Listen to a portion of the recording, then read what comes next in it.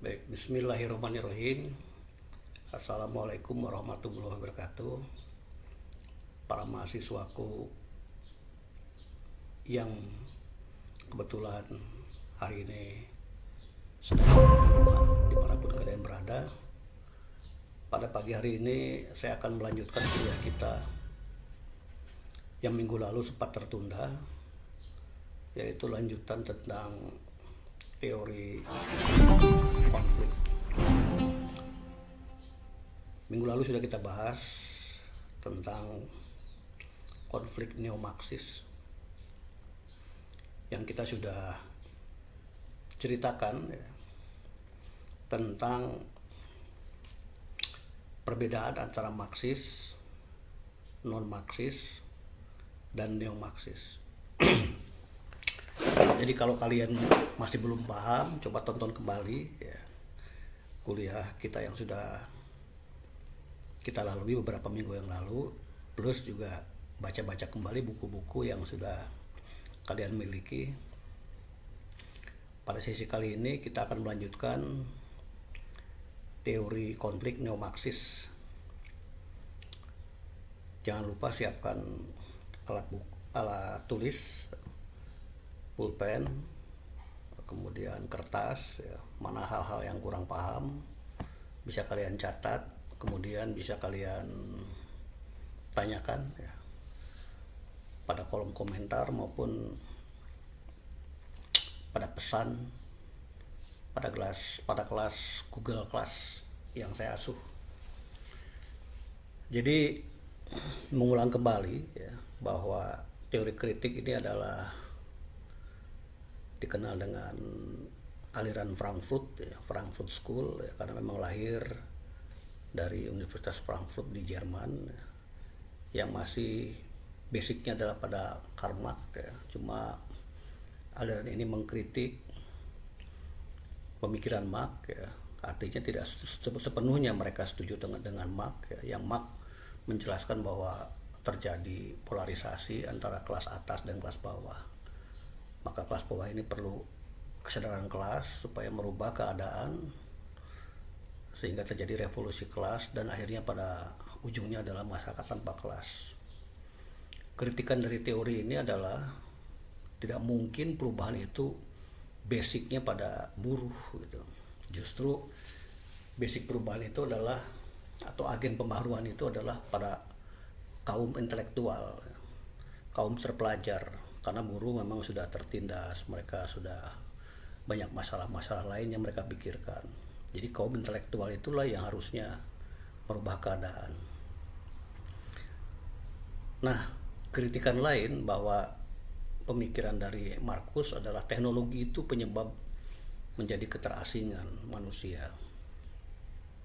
Teknologi tidak lagi membebaskan, tidak lagi bersifat emansipatoris atau tidak lagi bersifat partisipatoris, tetapi teknologi itu menjebak pada kita ya. Kita sekarang mengagung-agungkan teknologi ya. Teknologi itu menjadi sebuah ideologi baru ya. Tanpa teknologi seolah-olah manusia tidak hidup ya. Kalian pun tergantung pada katakanlah gadget atau HP ya. Tanpa HP seolah-olah kalian tidak bisa hidup ya.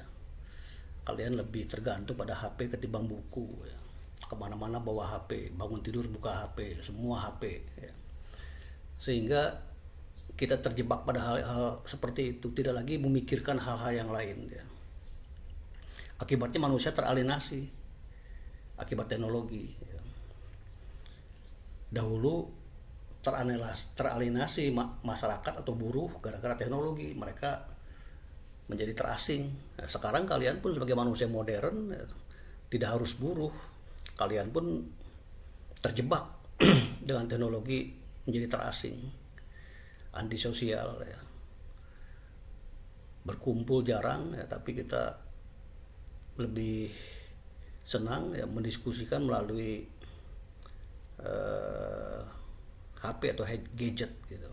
Hari ini kita kuliah mengenai konflik neo-Marxis menggunakan teknologi.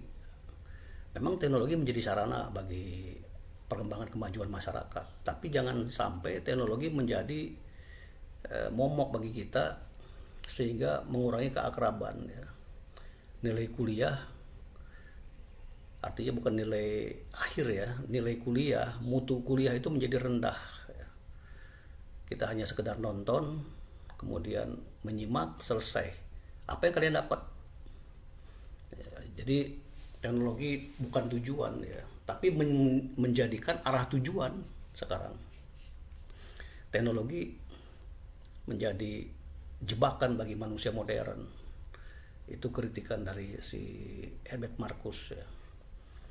Kalian juga kuliah segala macam mengejar teknologi sebenarnya, ingin hidup mewah ya, ingin hidup layak seperti itu.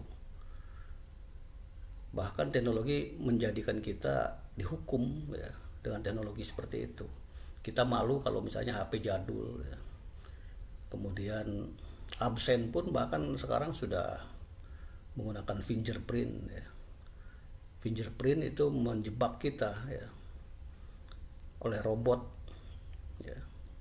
Melalui fingerprint kita seolah-olah sudah absen, hilang keakraban di antara dunia manusia seperti itu. Nanti Habermas menceritakan itu ya, bagaimana masyarakat kok komunikasi itu dalam era sekarang harusnya lebih akrab ya, bukan lagi menjauhkan seperti itu. Dan terasa bahwa apa yang mereka pikirkan pada tahun-tahun dulu ya, itu terbukti sekarang. Itu pemikiran dari Herbert Marcuse ya. Jadi manusia melayani teknologi ya, bukan teknologi melayani manusia. Kebalik ya, teknologi harusnya melayani manusia, tapi sekarang manusia yang melayani teknologi ya. Kita sangat tergantung pada hal itu. Jadi seperti itu ya, manusia menurut Marx, manusia itu adalah homo faber ya, manusia itu bekerja itu untuk memenuhi kehidupan kita supaya kita bisa makan ya. Tapi di era sekarang bekerja itu bukan untuk sekedar itu, tapi untuk gengsi ya, untuk konsumsi ya. Untuk konsumsi dan untuk gengsi bekerja seperti itu, sehingga teknologi itu bukan main ya, menjebak kita. Komunikasi pun berubah sekarang ya. Komunikasi justru mengisolasi ya, akibat teknologi ya.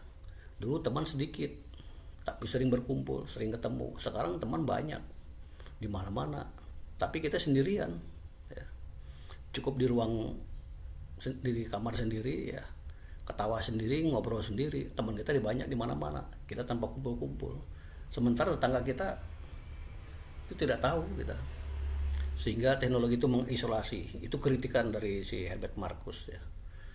Jadi harusnya manusia sekarang itu, manusia modern tidak seperti itu. Justru mereka merubah keadaan, semakin akrab ya. Dulu akrab, harusnya semakin akrab. Dulu bagus ya, sekarang harusnya semakin bagus. Justru sekarang semakin rendah komunikasi kita ya. Kualitas belajar perguruan tinggi dulu sedikit, sekarang makin banyak. Pakai AC, pakai infocus. Tapi sekarang mutunya bagaimana? Nah, dosen kalau mengajar tanpa infocus seolah-olah ketinggalan zaman. Tapi ketika memakai infocus, kalian hanya duduk dengarkan ya, kemana-mana pikiran ya, tidak fokus ya. Lihat HP, lihat WA dan sebagainya, sehingga komunikasi itu menjadi rendah. Itu kritikan dari Herbert Marcuse seperti itu. Kalian ada yang mau ditanyakan sampai di sini ya? Ada yang mau ditanyakan sebelum kita lanjutkan ke materi lain? Jangan lupa catat kemudian kita diskusikan ya. Memang kuliah seperti ini satu sisi memudahkan kita ya, kalian bisa santai, bisa duduk, bisa sambil ngopi, tapi kualitas juga ini yang dikritik oleh Marcuse ya. Teknologi satu sisi menguntungkan seperti sekarang ini, saya sambil duduk, sambil minum kopi, kalian juga sambil santai, tapi jangan sampai teknologi itu menjadi satu keterjebakan bagi kita. Baik, nah ini kita akhiri ya kuliah Marcuse ya. Nanti kita akan cerita mungkin sedikit Althusser, kemudian Gramsci ya.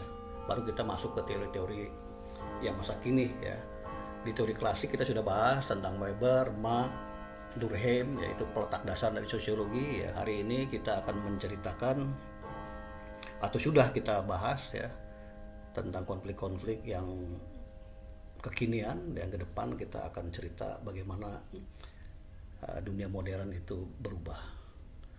Baik, sampai di sini pertemuan kita. Mudah-mudahan ada manfaatnya. Terima kasih. Assalamualaikum warahmatullahi wabarakatuh.